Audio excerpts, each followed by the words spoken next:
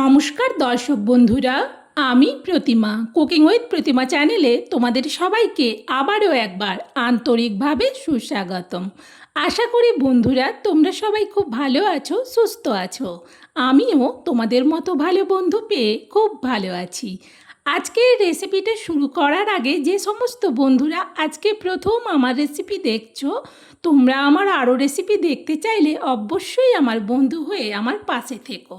চলো আজকের রেসিপিটা শুরু করব। দেখো আমি এখানে 5 পিস বড় সাইজের গোটা পটল নিচ্ছি। আজকের রেসিপিটা আমি একটু অন্যভাবে রান্না করব। কিভাবে আমি এই আলু পটলটা রান্না করি সেটা কিন্তু তোমরা স্কিপ না করে পুরোটা দেখো। চলো এখন পটলটা ভালো করে কেটে ধুয়ে নিই। দেখো পটলটা কেটে ধুয়ে নিয়েছি। পটলের খোসাটাকে জাস্ট উপরের অংশটা একটু চেঁচে পরিষ্কার করে নিয়েছি, আর ভেতর থেকে চামচের পেছন দিকটা দিয়ে সব বীজ আর আঁতিগুলো বাদ দেওয়ার পর সাইড থেকেও একটা দিক এইভাবে করে কেটে দিয়েছি, যাতে আলুটা এখান দিয়ে ঢোকাতে সুবিধে হয়। এই 5 পিস পটলের জন্যে আমি একটা বড় সাইজের আলুর হাফ নিচ্ছি। ভাত বসিয়েছিলাম, সেই ভাতে আলুটা সেদ্ধ করে নিয়েছি। এখন খোসাটা ছাড়িয়ে একটু হাত দিয়ে আলুটাকে মেখে নিচ্ছি। এখন আলুতে দিয়ে দেব আলুর পরিমাণে লবণ, আর দেব অল্প একটুখানি হলুদ, আর দিচ্ছি অল্প শুকনো লঙ্কার গুঁড়ো, আর দিচ্ছি অল্প জিরে গুঁড়ো, আর দিচ্ছি অল্প ছানা।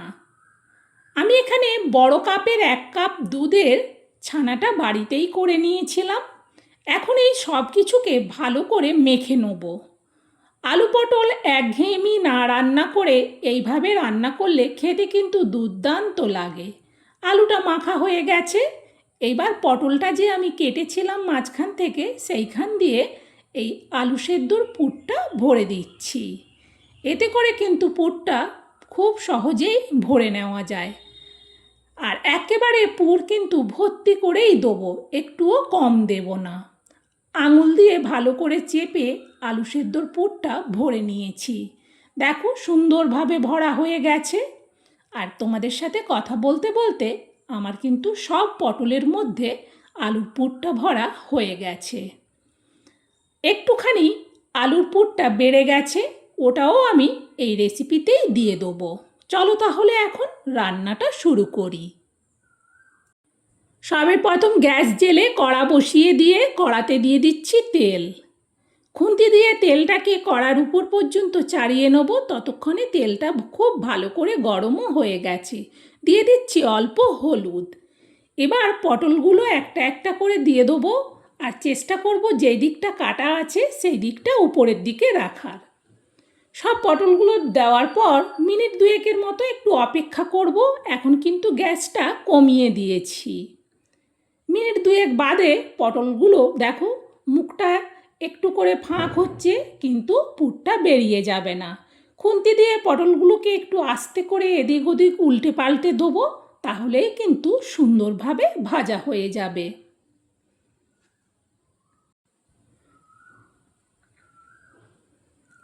এইভাবে আস্তে করে একটু আমি উল্টে দিচ্ছি, যাতে পটলের সব দিক ভালো করে ভাজা হয়। পটলগুলো ভাজা হয়ে গেছে, পটলগুলো এবার আমি তুলে নিচ্ছি।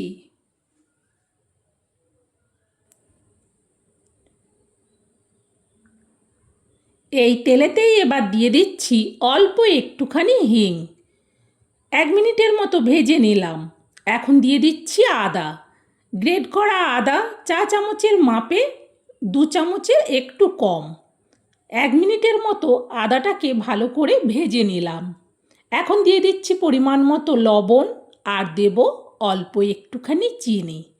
আবারও 1 মিনিটের মতো লবণ চিনি দেওয়ার পর মশলাটা ভেজে নিয়ে দিয়ে দিচ্ছি পরিমাণ মতো হলুদ, আর দেব পরিমাণ মতো লঙ্কার গুঁড়ো। হলুদ লঙ্কার গুঁড়োটা দেওয়ার পর আবারও 1 মিনিটের মতো মশলাটা ভেজে নিলাম। এখন দিয়ে দিচ্ছি অল্প টমেটো পেস্ট। একটা বড় সাইজের টমেটোর হাফ পেস্ট দিলাম। টমেটো পেস্টটা দিলে একটু জল জল ভাব হয়। একটু নাড়ার পর গ্যাসটা একেবারে লো করে দিয়ে এতে দেওয়ার জন্যে নিয়ে নিচ্ছি চা চামচের মাপে 1 চামচ ভাঙা কাজু। এবার এই কাজুটা শিলে বেটে নেব। দেখো কাজুটা বেটে নেওয়ার পর দিয়ে দিলাম কড়াইতে। আবারও খুন্তি দিয়ে একটু মশলাটাকে নেড়ে দিলাম।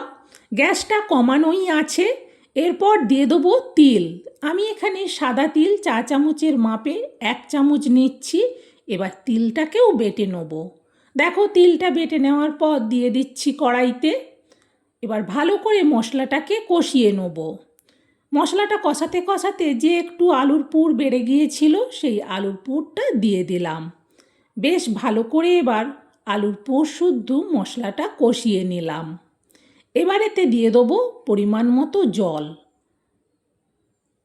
খুব বেশি ঝোল হবে না, সেই জন্যে জল দিলাম একটু দেখে। বেশি জল দিলে পাতলা হয়ে যাবে ঝোলটা। জলটা দেখে নেওয়ার পর এবার এটা ঢেকে দিচ্ছি। গ্যাসটা বাড়িয়ে দিলাম। ফুটে ওঠার আওয়াজ হতেই কড়ার থেকে ঢাকনাটা সরাচ্ছি। দেখো ঝোলটা সুন্দর ফুটে গেছে। খুন্তি দিয়ে ভালো করে নাড়িয়ে দেখে নেওয়ার পর দিয়ে দেবো এবার আলুর পুর ভরা পটলগুলো।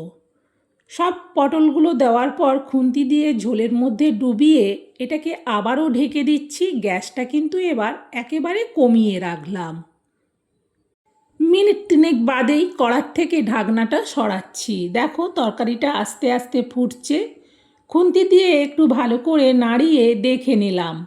দেখে নেওয়ার পর এবার এতে দিয়ে দেবো অল্প কসুরি মেথি। খুবই অল্প, হাত দিয়ে গুঁড়ো করে দিয়ে দিলাম। আর দিচ্ছি হাফ চামচেরও কম ঘি। যেহেতু পটল কম সেই জন্য হাফ চামচের কম ঘি দিলাম। আবার এটা ঢেকে দিচ্ছি। গ্যাসটা কিন্তু কমানো থাকবে। বেশিক্ষণ না, মিনিট 2 বাদেই ঢাকনাটা যখনই খুললাম কি ভীষণ সুন্দর সেন্ট। খুন্তি দিয়ে আগে একটু ভালো করে তরকারিটাকে নাড়িয়ে দেখে নিলাম। সুন্দরভাবে তরকারিটা হয়ে গেছে। আর বেশি ঝোলটা মারবো না। এই গ্রেভিটা দিয়ে ভাত কিংবা রুটি খেতে দুর্দান্ত লাগে। রেসিপিটা হয়ে গেছে। এবার এটা নাবিয়ে নিচ্ছি। রেসিপিটা নাবিয়ে এই বড় স্টিলের জায়গার মধ্যে পুরো রেসিপিটা ঢেলে নিচ্ছি। বন্ধুরা এইভাবে আলু পটল রান্না করলাম। আমার এই রান্নাটা তোমাদের কেমন লাগলো সেটা কমেন্টে জানিও। ভালো লাগলে কিন্তু একটা লাইক দিতে ভুলো না। তোমাদের একটা লাইক রেসিপি শেয়ার করার উৎসাহ অনেক বাড়িয়ে দেয়। আর তোমরাও এটা শেয়ার করে দিও। সত্যিই বলছি রেসিপিটা ভীষণ দুর্দান্ত টেস্টি হয়। সম্পূর্ণ নিরামিষ পটলের এই আলু দিয়ে রেসিপিটা অবশ্যই একবার বাড়িতে বানিয়ে দেখো, স্বাদ মুখে লেগে থাকবে। বন্ধুরা আজকের মতো রেসিপি শেষ।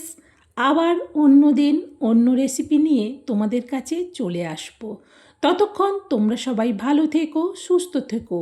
আজকের মতো বিদায় নিচ্ছি তাহলে বন্ধুরা। টাটা।